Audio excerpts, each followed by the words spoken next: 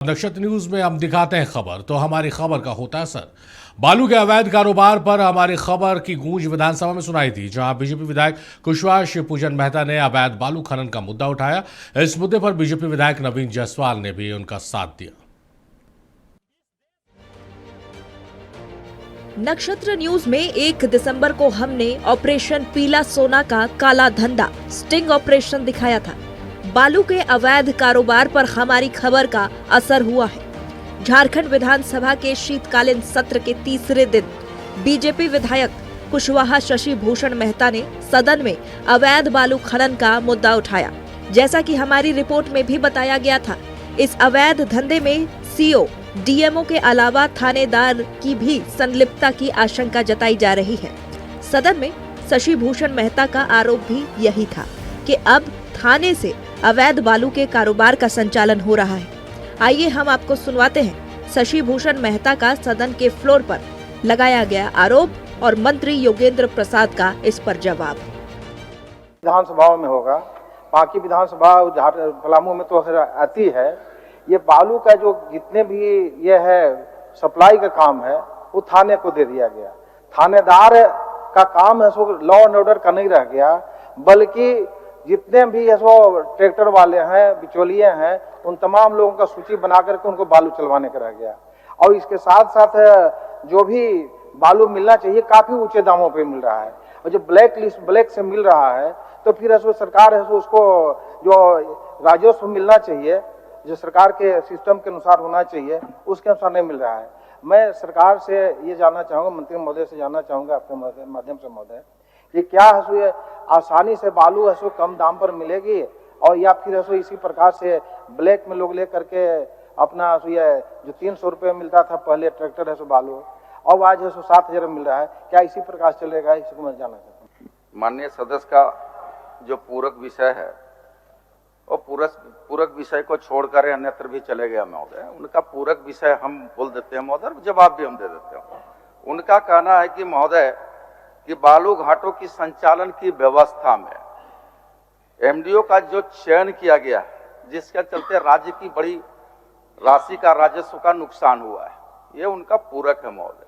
तो शायद माननीय सदस्य को इस बात का ज्ञान तो होगा ही कि एमडीओ जो चुनाव सिलेक्शन हुआ उसमें राज्य सरकार का कोई राजस्व का नुकसान नहीं हुआ महोदय, बल्कि राज्य सरकार को फायदा हुआ है। इसलिए उनकी सवाल का जवाब अस्वीकारात्मक दिया हुआ है महोदय। क्योंकि जितनी कम दर में हम एमडीओ का चयन किए तो राज्य सरकार को पेमेंट देना है महोदय, तो राज्य सरकार कम से कम दर में पेमेंट किया तो राज्य का राजस्व का प्राप्ति हुआ महोदय, राज्य का नुकसान कहां हुआ राजस्व का महोदय।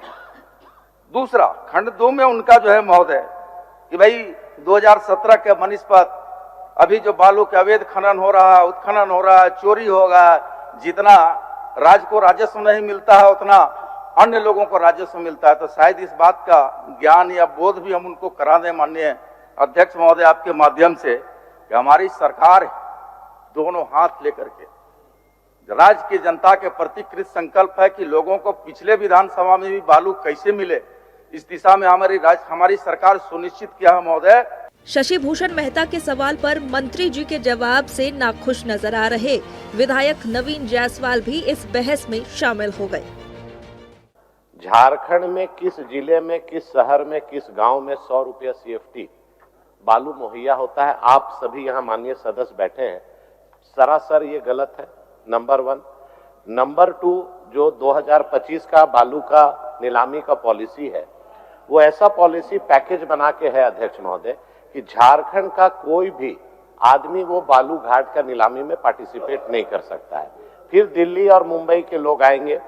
तीसरा, अगर बालू घाट का नीलामी नहीं हो रहा है तो पेशा कानून के लिए ऑनरेबल हाईकोर्ट अगर इनको इंस्ट्रक्शन दिया है तो ये काम सरकार का ना है अध्यक्ष महोदय, पेशा कानून की स्थिति में करें। आम इन माननीय सदस्य का सिर्फ इतना प्रश्न है कि बालू का अवैध कारोबार चल रहा है, पॉइंट नंबर 1।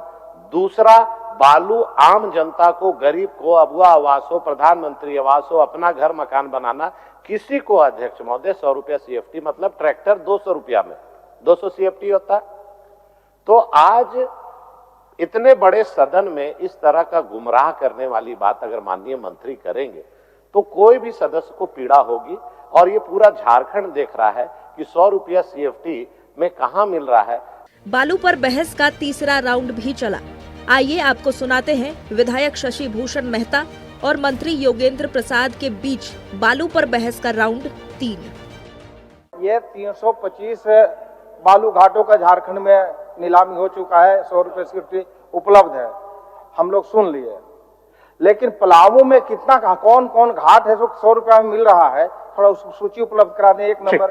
महोदय दूसरी बात महोदय, दूसरा सवाल यह है कि अगर अवैध बालू का खनन नहीं हो रहा है और अवैध लूट नहीं हो रहा है, फाइन नहीं लोग जमा कर रहे हैं, तो फाइन से कितना पैसा मिला सरकार को, और ये MDO से कितना मिला, इनका 325 वाला में से पलामू से कितना मिला, इसको बता दें।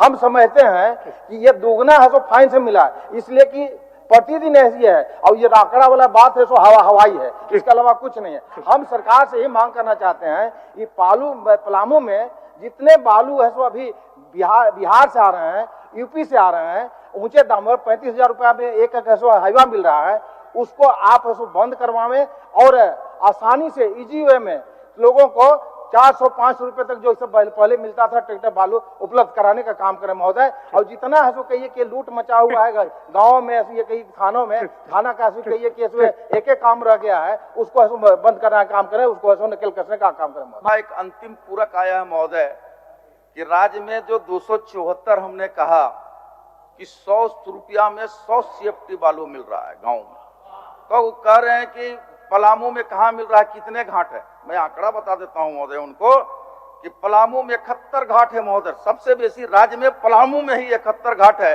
जो 100 CFT 100 रुपया में सरकार मुहैया करा रही है महोदय। अब दूसरा इनका जो एक पुरस्कार था कि बनारस से आ रहा है, बड़े लोग बेहतर बालू क्वालिटी कंप्रोमाइज नहीं करते हैं तो बाहर से भी ला रहे हैं महोदय। अब उसमें हम लोग कोई क्या कर सकते हैं महोदय, लेकिन 71 घाट पलामू में 100 रुपया पर 100 CFT इनको बालू मुहैया करा दिया जा रहा है महोदय। आइए अब हम आपको दिखाते हैं बालू के अवैध कारोबार पर हमारी एक्सक्लूसिव रिपोर्ट की कुछ झलकियां। पता करवाते हैं और जो भी संभव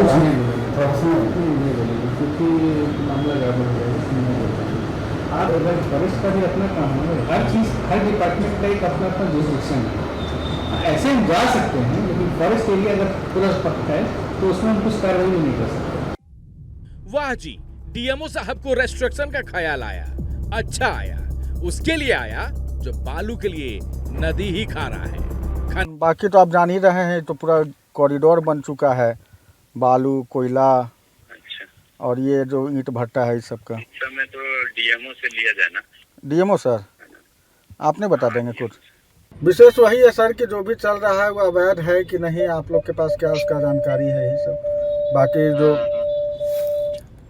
नहीं मेरा जानकारी जितना कोयला आता है सब आता है CCL से। जी।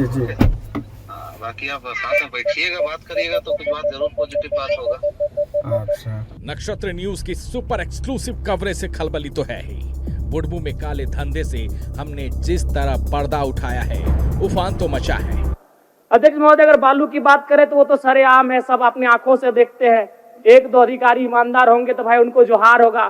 बाकी अगर कोई भी बालू ट्रैक्टर, विशेषकर ट्रैक्टर से बालू की ढुलाई होती है तो हमें लगता है एक बालू गाड़ी 3-4 थाना क्षेत्रों से पार होता है, और कोई थाना प्रभारी ऐसा नहीं है जिसका मंथली पर महीने का इनकम 3 लाख से 5 लाख रुपए केवल अवैध बालू से हो रहा है।